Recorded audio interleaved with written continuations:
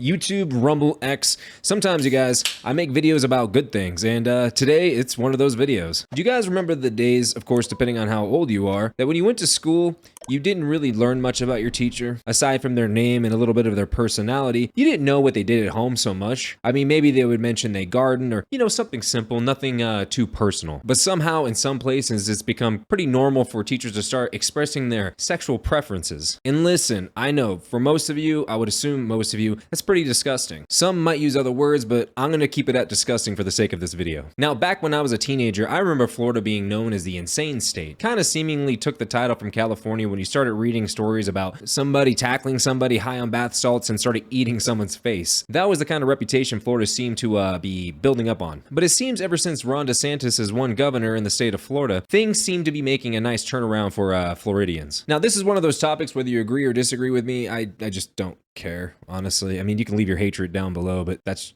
fine, I guess. I'll read it and I might respond, but I'm going to be hit with basically two things. Unrealness, you are absolutely right and this is how we should be moving forward in this country, or you are a disgusting transphobic bigot and you should die. Those are probably the two responses I'll get. But regardless, leave your thoughts in the comment section. But with that, you guys, let's jump into today's headline. Florida district bars trans teachers from using preferred pronouns and bathrooms to comply with state law. Orange County Public Schools issued the guidance Monday to follow two state laws affecting gender identity and bathroom usage in public schools, which took effect in July. You know what's really funny is the first time I was reading this headline, I had a really big ass smile on my face. The pendulum seems to be swinging the other direction. Now, let's hope it doesn't go too far the other direction. That can be problematic too. But the direction this was going so far, it was pretty much to the point of child abuse. Okay, so let's jump in. To comply with state law, a major Florida school district has issued guidance that will bar transgender employees from sharing their preferred pronouns and force trans students and staff members to use group restrooms that follow their biological sex at birth. Orange County Public Schools, the fourth largest district in Florida, with about 209,000 students in 210 schools, released the new guidance for the 2023-2024 academic year Monday. The district's Deputy General Counsel issued the memo to follow two recently passed Florida laws: House Bill 1069, which restricts teaching about sex and human sexuality, and House Bill 1521, which requires the use of restrooms by gender. Governor Ron DeSantis signed both bills in May, and they took effect July 1st. Under House Bill 1069, students or employees. Sex is defined by birth sex, the hormones and genitals presented at birth, not the gender they identify with, the memo said. As a result, transgender employees or contractors may not provide a personal title or pronoun to students which does not correspond to the employees or contractor's biological sex at birth, the memo said. Now, the nice words that ABC decided to use is restrictions on Bill 1069. Those restrictions means when they're teaching students about sex, after,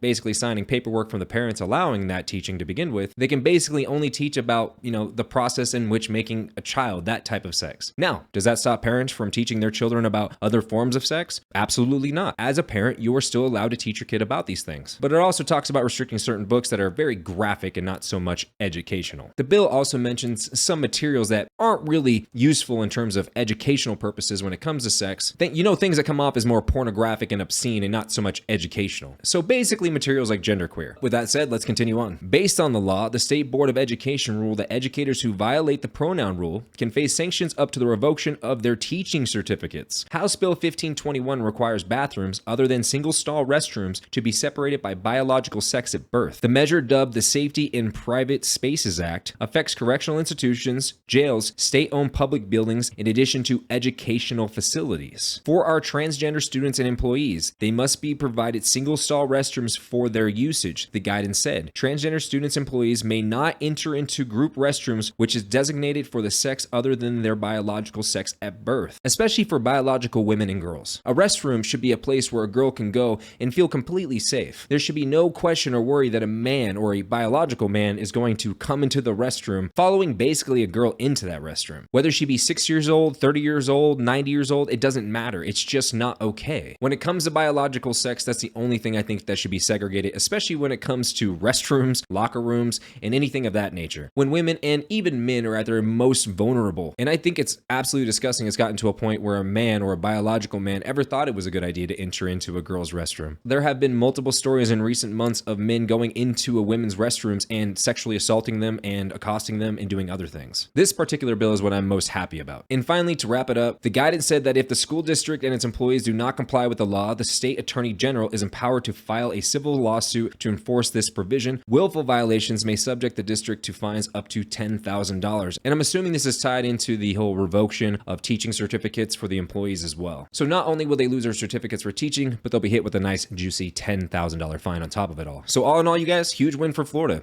Can't say much more than that. I just really hope that this spreads throughout the country. It's not going to, at least not in blue states. What we're going to see in blue states probably, you guys, unfortunately, is doubling down. All the more reason for the people who are in blue states who don't agree with that kind of crap to, get out of there. I'd get the hell out of there before that ship sinks. But as always, I want to know what you guys are thinking, so definitely leave a comment down below. Don't forget to like or dislike the video, subscribe to the channel, hit that notification bell so you get notified every time I post a new video, and I'll see you guys in the next one.